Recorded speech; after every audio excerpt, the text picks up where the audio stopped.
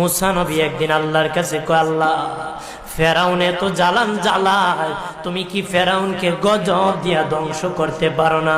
আমার আল্লাহ কয়, মুসা আমি ফেরাউনকে 4টা কারণে গজব দেই না। কয় কারণে?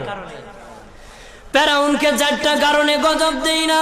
1 নম্বর কারণ হলো রে মুসা, সারাদিন ফেরাউন বলে আমি খোদা, আর রাত যখন হয়ে যায় জঙ্গলে যায় করলাম আমি জানি তুমি খোদা, আমি খোদা না, কিন্তু আমারে মানুষ খোদা কইলে ভালো লাগে, খোদা কইলে ভালো লাগে।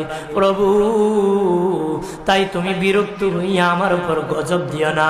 আল্লাহ বলে, মুসা রে, ওই ফেরাউনের রাত্রির দুয়ার কারণে আমি আল্লাহ তার উপর গজব দেই না।